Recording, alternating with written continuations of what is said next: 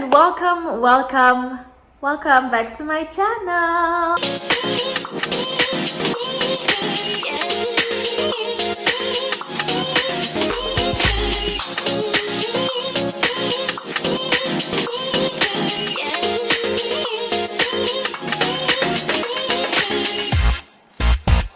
Hey guys, I'm back again with these kind of videos where I'm doing a TV series breakdown, recap, review, that type of thing. And as you can see from today's title, I'm doing something a little bit different. It's still reality TV, but more towards the true crime documentary type of setup. Okay, this is actually one of the things I enjoy watching, whether it's on TV, Netflix, or YouTube. I love true crime documentaries. I just find them so interesting, and it's also maybe because I also like horror movies. I like the suspense, I like the thrill, and I think you do learn a lot about these. You do learn a lot when watching these type of documentaries. That's just my opinion. So I really wanted to do this breakdown and review in case there are people who are into true crime documentaries, or if you're someone who hasn't gotten into it, you can kind of get an idea of what it's like. Okay, so I had to do it, child, and there's a lot to get into. Before we get right into that, I will say that I hope that you guys will enjoy this video, and you, of course, you like, comment. I know there's a lot to comment. So comment down below and like the video, share it if you care, and yeah, let's not waste any time and get right. Okay, I'm gonna give you guys sort of like a gist type of breakdown in terms of what is common knowledge, and just like a general basis of what's going on, in case you're someone who's never heard of this, or you're someone who knew but didn't really piece out everything. Okay, so I'm going to give like a clear gist, then I'm going to explore the different angles that Netflix got into. And I like how they did it, because like each episode explored a particular angle of what could have happened, and then trickling down to where we are now and what exactly happened, or where we stand. Okay, I'm also going to share my opinion from time to time, because I have so many opinions. So in 2014, I was doing my matric, imagine, years ago. So in 2014, it was announced that South Africa's superstar soccer player, who is said to be SA's best goalkeeper, was shot to his death. That story broke out, and of course around the time I didn't know too much about what's going on, but because it was attached to pop culture, because of who this man was, what he did, how prominent he was, and who he was dating around the time, it then became like a social spectrum where everyone was talking about it, and it became like a huge media spread. Everyone was like talking about it because there were so many like sides and stories attached to it. Okay, but what you're gonna get right into, because a lot of the series does explore his relationship and trickling down to where we are now, because even till this day, there's so many opinions attached to this case. Okay, so Senzo Meyiwa, for those who don't know, is, like I said, a soccer player who played for Bafana, and then also became Pirates goalkeeper, who is known for being one of the best goalkeepers in SA. So he was now at the peak of his career. He's doing great. Everyone, he's finally getting the recognition that he has earned. He's been working and building himself in his career, and was finally at his peak. Typical soccer player, you're a superstar. Soccer players or sports players in general are superstars in any part of the world. And the thing that brought him into the public space was his relationship with Kelly Khumalo. Those who don't know Kelly Khumalo, come on guys, you have to know Kelly Khumalo. Kelly Khumalo is, in my opinion, one of SA's best musicians and female vocalists. Like, oh my god, she has an amazing voice. She creates amazing music, super talented, and she's been in the industry for years. And also she's kind of controversial as well. She's very powerful, liberated, strong persona. So she's challenged a lot of societal norms in terms of her social presence and how she brought herself into the entertainment space. She's always been like, this is my body, I own it, I can do whatever I want. And around that time, it wasn't as palatable, like a lot of negative energy was placed towards people like that. Like a woman should be silenced and quiet and what's this word? Conservative. And she was very like, I'm sexy and I love it. Now imagine bringing these two parties together, SA's biggest goalkeeper and then superstar controversial Kelly Kumalo, bringing those two together into a relationship. And it's not just a relationship, it's an affair, because Senzo Meyiwa was actually married, right? That was the first time I saw the name Senzo Meyiwa in the media, was because it was then found out that he was with Kelly Kumalo and it was an affair, and now she has a child. He has a child, but he's married. So that was the story that broke, in my opinion, because I'm not really into like soccer, news and what's going on there. But that's when I first saw the name. It was attached to the affair. So that's how those two came together, and that was basically the gist of their relationship. So let's get into what happened, okay? So in 2014, it was a random Sunday night. This is also according to how Netflix portrays the story, and also everyone else, the witnesses or people who were involved in this death or in that situation. This is how the story was interpreted. So 2014 was a random Sunday, and Kelly Kumalo was with her partner after a performance in Soweto, which they then drove to Soweto, where Kelly Kumalo's mother's house is. So they all came there. It was Kelly Kumalo, right? It was Kelly Kumalo's sister, who's also her backup singer and backup dancer.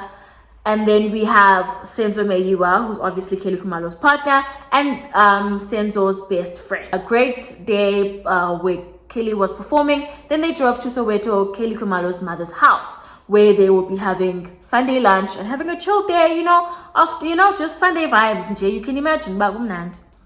So they all get to the house, obviously meet Kelly Kumalo's mother, who prepares their lunch, and Kelly Kumalo's two children were there, including the child that he has with Senzo Meyiwa. So it's that type of setup. Later, Zandile, who's Kelly Kumalo's sister, her partner or boyfriend arrived. He then arrives also and becomes a part of the setup. And that is how the night was, right? Later that night, Senzo Meyiwa got shot. So now, throughout the years, the conversation has been like, those 5 people who were in the house know exactly what happened. Because Senzo Meyiwa was the only person who got injured or shot, so they know exactly what happened. Now, the story, according to the witnesses or the people who were involved, was that it was a failed robbery. 2 men walked into and sort of like interrupted their Sunday situation and demanded their phones and money. And now, within that situation, they did try and fight the burglars and try to defend themselves. But at some point, one of the men was manhandling Kelly Kumalo, and of course, Senzo Meyiwa being the partner that he would be, he then went over to try and defuse the situation, which is when he got shot. That is the story that we have been told for years, and also that is what the 5 witnesses or people who were involved in the situation, that is what they have told the rest of the world. So it was a burglary, and Kelly Kumalo was in a situation where Senzo had to go defend her, and that is how he got shot from behind. And Kelly Kumalo says he died in his hands. So that is the story that we have all carried throughout the years. That is what we know, or that is the idea that we had, that 2 intruders came in and they basically shot him and he died. So it was obviously like a very sad tragedy. Stan culture is one thing, but like the sports stan culture is really dramatic. So it was a huge loss for all Pirates fans or soccer enthusiasts. Like everyone who's involved in sports really felt that loss, because, and honestly, this was a young man, at the height of his career. He was doing well for himself, coming from humble beginnings and breaking into the sports scene and being so respected and adored by South Africans. So it was very sad that he would just die like this, when he was still discovering himself, okay? So obviously this was hurtful and painful for South Africa, but it was also very confusing and frustrating and infuriating for a lot of his fans or his loved ones. So the case then went from, oh, this was a burglary and this is how bad it went, to, no man, there's something missing here, something does not sound right. And this is the birth of the Senzo Meyiwa documentary, or the story and everything, and how everything is till this day. That is the birth of how everything happened. Now, I'm not gonna lie, throughout the years, we all know, especially if you've been following this type of situation, you will know a lot of people attached the blame or the guilt to Kelly Khumalo for various reasons, which I am about to get into. These are reasons also that have been clearly explored in the series. I will also be sharing my opinion as well, okay? So the first angle that was explored by Netflix is obviously his relationship and affair with Kelly Khumalo. Now, as I said, Kelly Khumalo is a superstar, okay? In her own right, she's doing well for herself, she's established, everyone knows her. Even though she is controversial, but everyone knows her, okay? And now she's in a relationship with this like humble man who is working hard for himself and is building himself and all of that. Now, it is also said that around this time, Kelly Khumalo's career wasn't doing too well. So her affiliation or relationship sort of like brought relevance into her name. Like they were within the talk of the town, right? Okay, so as I've said, a lot of guilt has been attached to Kelly Khumalo because people are just like, she knows something. She was with him. She has to have known. I remember back in the day when this whole story broke out, we didn't know the details of like the burglary and how there were 5 people there. Literally, how the story broke out was that this man died and Kelly Khumalo was with him. As I was saying, a lot of guilt and blame has been attached to Kelly Khumalo for various reasons. Let's get into these reasons, okay? Reason number 1, I'm going to keep it very general and like common knowledge, okay? This is not breaking news. This is not new. Whenever a man, a partner or husband dies in the presence of his wife, it's very common that the first suspect would be the wife. It's not breaking news. A lot of people, especially in the Black community, like this is, you guys know this, it's very common that people will say, "Ay, or she poisoned him," or stuff like that. So that's like a very general and obvious perspective to look at, okay? So that's reason number 1. Now let's get more into like the depths of what's going on, okay? So Kelly Khumalo is having an affair with this man, okay?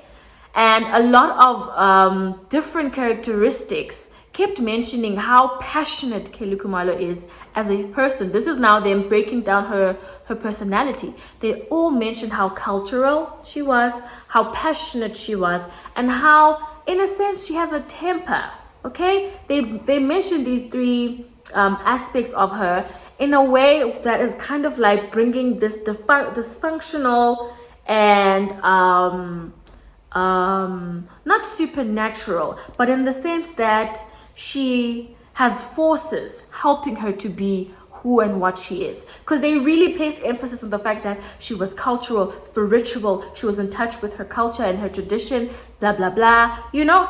And till this day she's still branded as that type of person who might be using like dark magic and that sort of stuff. So this is an angle that was very much placed emphasis on. And also they mentioned several times that she is someone you don't mess with because she is responsive, she's impulsive, she gets angry, she has a temper. So a lot of that was brought out just to paint out the type of person that she was, right?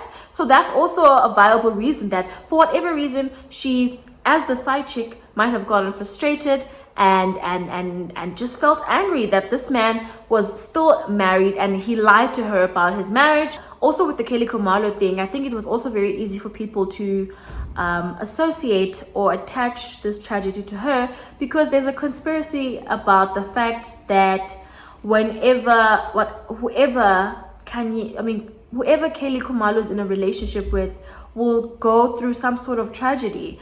They mentioned that her first partner, who was like a businessman, later died, and then we have Joop Joop, who got arrested and spent years in jail, and then now we have Senzo Meyiwa who dies. So because again, it's like that whole cultural and spiritualist perspective where it's like maybe she's the kind of woman who bad things happen to those who are attached to her. That's also like an angle that they explored. She might know something. It might not necessarily be the fact that she hired people to have him killed, but she might know something and she's hiding it for whatever benefit that she'll be getting out of it. Now, those are the reasons why a lot of anger was placed towards Kaylee Kumalo, because she was his mistress. She was frustrated. She wanted to be the wife, but that wasn't happening, and maybe hired some hitmen because she just got way too frustrated. Now, in my opinion, in my very opinion, although these factors might have some weight, but it still doesn't give a direct, plausible motive that she would decide to kill the father of her child. And the mere fact that the night that he died, he was with her, he chose to be with her and his friends, shows us that this man was somehow quite invested in the relationship. It was a public affair, okay? It wasn't something that he was hiding. It was something that he was doing out loud and proud. So it's not even to say that Kanye as the mistress was being ignored or rejected. This man was still pretty intentional about being with her. Why would she plan a murder? Why would she want him dead? It doesn't make sense to me, in my opinion. And secondly, they mentioned very well that her career wasn't doing too well. So her affiliation with the superstar or an uprising superstar was an asset. Why would she get rid of that? Why would she want to lose the person who's keeping her relevant, who's keeping her in, in the public scene, who they sort of like a power couple type of situation? Why would she want to take that away from herself? And also because she's not a wife, she is just a mistress, she won't even be benefiting financially. That's just my opinion. I understand that a lot of anger has been placed towards her because she might know something, and that's still very valid. She might know something and she just might not be telling the truth. But I still don't feel like there's any, well, I don't know, it's my opinion, but I don't really see any viable reason why she would want his life to be ended like that. Like, he was still building his career. Who knows where he could have been. So for her to just cut that while it was still at its prime, not even its prime, like it was still getting there, I still feel like it doesn't make sense to me that she would plot his death. I just don't see that. Let's get into the second angle, which is his wife. So Senzo Meyiwa is married, and now he is in a public affair with a superstar. Mind you, he met his wife in high school. So these are high school sweethearts. She probably was with him, well, definitely was with him before the money and the fame. So she's sort of been like a ride to die. She stuck through it till, he got his success. And obviously the fame, the attraction, the women, the money, the power, the influence started getting into the picture. And obviously you can imagine he was also starting to get a big head, hence his affair with a celebrity, right? And once again, because Kaylee Kumar is a celebrity, this is a public spectrum. They are parading this affair for all to see, and went as far as having a child. Obviously, when the wife found out, she then went and confronted Kaylee Kumalo in his presence, and she then also realized that she's pregnant, where Kaylee Kumalo and the sister supposedly assaulted her, and she laid a charge, but I don't know if she dropped the charges or the case just fizzled out. But she found out about it. You can imagine how frustrating that must have been. Your partner's not only having an affair, but he's having a public affair where, it's all over the media, and now there's a child involved. There was even a situation where Kaylee Kumalo was about to perform, and the presenter or whoever asked Senzo to be the one to introduce her on stage. Like, this was happening right in front of her. So you can imagine, like, being at home, sitting there, looking at your husband while you're with his children at home, and he's parading his mistress and this love affair as though it's something so great. You can imagine how painful that must have been for the wife. Am I saying that this is is enough reason or motive to plot and plan his death? Hey, I don't know. But you can imagine being a frustrated wife who's at home, who held your partner down through before the fame to where he is now, and now you're being publicly disrespected. You've been assaulted by his mistress and her sister. Like, you're being ignored. This man is not with you. His friends and family are lying to you about this affair, because when she found out, obviously the friends were involved. They knew, and they hid this, they hid this and did it behind her back. So you can imagine the amount of frustration and hurt as a wife that you could go through. And also, in addition, if anything were to happen to him, you're the wife. So all his assets, his money, will be attached to you. You will be benefiting, whether it's for your children or for yourself, but you're definitely getting something if something were to happen to him. I am just saying. I'm not here to confirm or deny, but I'm just saying, if we look at all angles and all perspectives, a frustrated, broken-hearted wife hiring hitmen to end and finally put out the fire of this public affair makes sense, don't you think? There was a video that Netflix played where the wife was thanking PSL and embracing how, his monies have been released and how they'd be payoffs and stuff like that. She seemed pretty delighted. And they played that video or that exact clip on purpose because she looked very delighted by the fact that, the assets are out.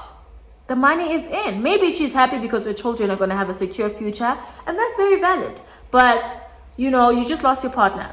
And they also mentioned that she was very calm for a woman who has just lost her partner. But that's debatable because, people don't react the same way to tragedy.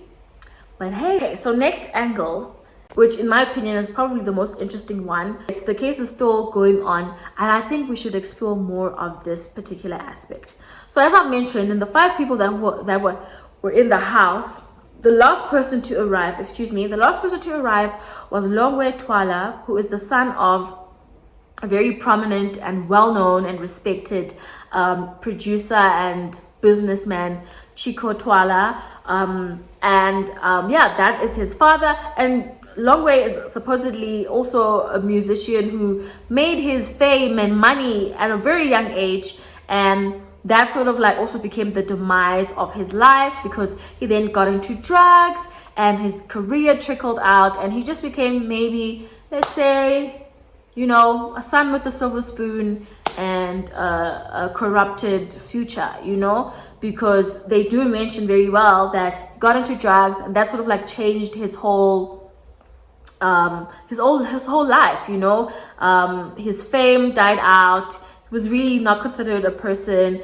He was invalidated, and the only thing that he had was obviously the fact that his father is still prominent and well known in the entertainment in South Africa. So we have this person, right, who arrives late in the scene, and they mentioned that when he arrived, he had some kind of attitude, right, when he arrived, and he only greeted Keli Khumalo's mother. We don't really have context of what conversations were being had in the house and what exactly went on, but one thing that was very mentioned in the story was that Zandile, being Keli Khumalo's sister, who was also her backup dancer and singer, spent a lot of time with Keli Khumalo, obviously, because they'd be performing and traveling and doing all of that stuff.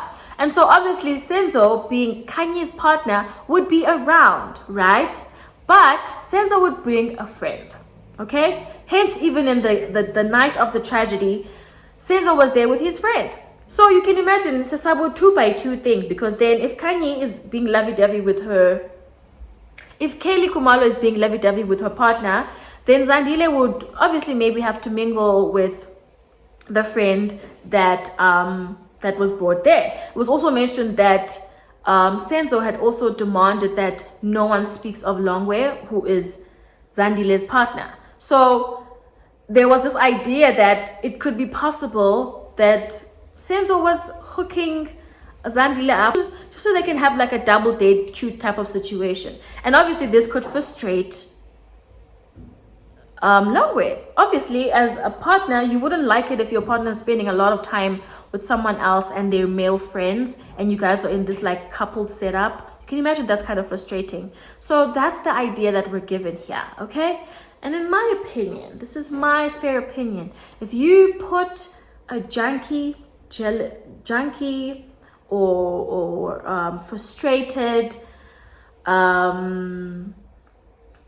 career frustrated person and add jealousy into it, it's a recipe for disaster.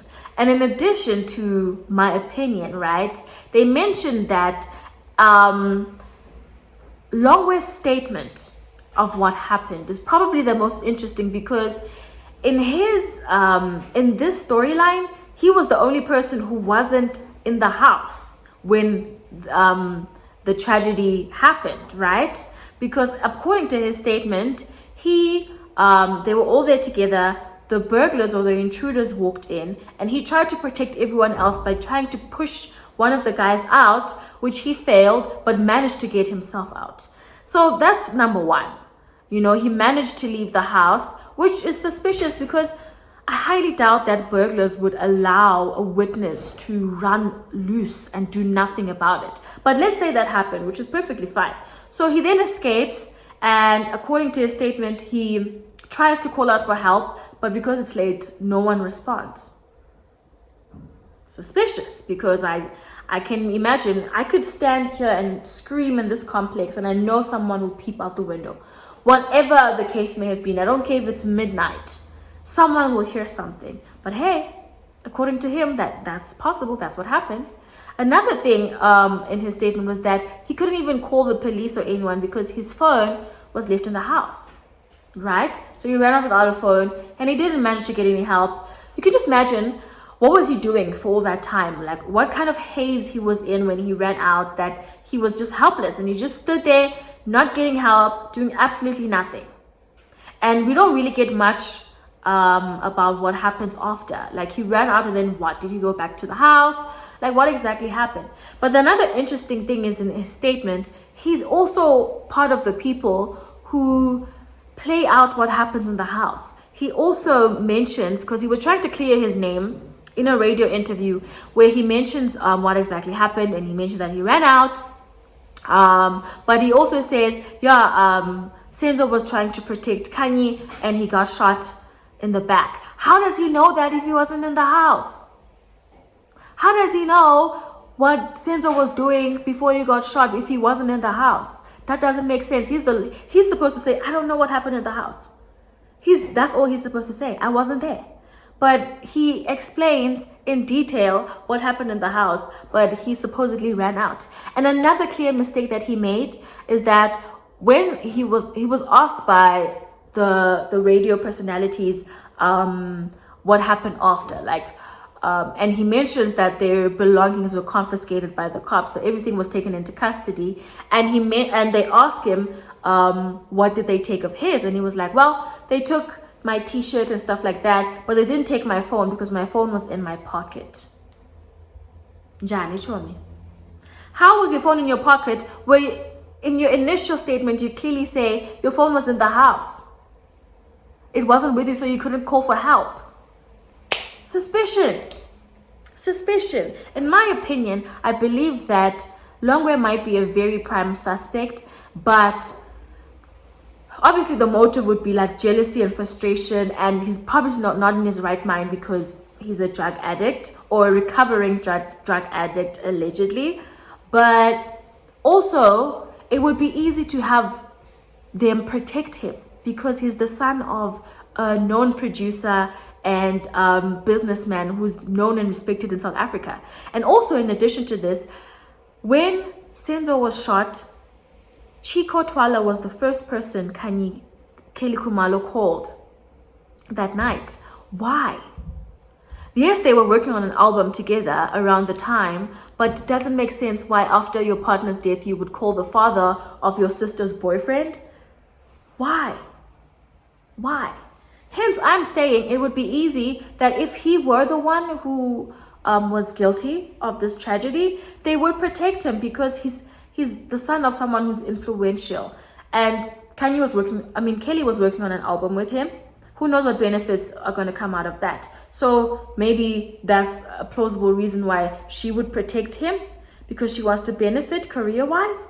I'm just saying, these are possibilities that I feel like have been neglected. And I like that Netflix highlighted this, even though it was vague, but it's there. It's there. I think that's the missing link. And in addition, there was like a series of tweets that were exploring the case and brought in different angles. There's a part where Chico Twala, out of his frustration and trying to clear out his son's name, he mentions that his son is going through some type of healing and hindsight phase where he's trying to clear everything up and go to church and cleanse himself. And he mentions that he's dealing with some trauma about what happened, and also the fact that he missed a bullet. That's new. No one mentions that. No one mentions that the intruders tried to shoot him. No one. Suspicious, right? I'm just saying, guys, I think this is the prime suspect. And if the case is going to keep going on, this is something that they need to look into. That's my opinion. That's just how I feel. Let's get to where we are now. Let's trickle things down to where we are now. So, it is sort of like an anti-climax in the sense that other factors were brought into the case that were kind of, in my opinion, pretty irrelevant, because AfriForum becomes part of like the investigative society or team that handles the case, and they sort of like leave the SAPS because they felt like the family felt like they weren't doing their job, so they got on with AfriForum, who then explored the case and somehow found 5 completely different and new suspects, who then started pointing fingers at each other, and then those 5 new faces got arrested, and that's where we are now, and I feel like maybe this does give closure to the family, but I still feel like there's a lot that is missing, because even if those were the hitmen, we still don't know who hired them. And I think those are the answers that we need, actually, more than anything. We want to know who's behind the whole plot, like who hired the hitmen. That's the thing that really matters, right? But I do think it was a very interesting case, and I think it was explored very exceptionally well. Do I think there's a lot more that could come out of this case? Absolutely, because I still think there are a lot of answers that are still missing, and in as much as we might never really know what happened, I still feel like it's great that Netflix brought this up so that we can unpack it, and look into it a bit more, because it was like a social spectrum. It has been part of pop culture. Kaylee Kumalo is still, attached to it. She's still, a lot of people still don't like her because of what happened, not even knowing the full story. So I'm glad that this was explored, and I'm glad that the conversation is brought up again. It was really interesting for me to watch, and if you haven't watched it, I really do encourage you to go watch it. Even if you watch after or before this, I still think it's worth the watch. It was so well made, although towards the end it was really like all over the place and sort of like not really getting anywhere, but that's reality, because the case is still going on, so there's still a lot to get into. So yeah, guys, that's my bit of the Senzo documentary, Murder of a Soccer Star. Like I said, please check it out. I really think you'll enjoy it. But for now, thank you so much for watching. I hope you enjoyed this video. Don't forget to like, to comment, to subscribe, and I'll see you guys in my next video. Bye.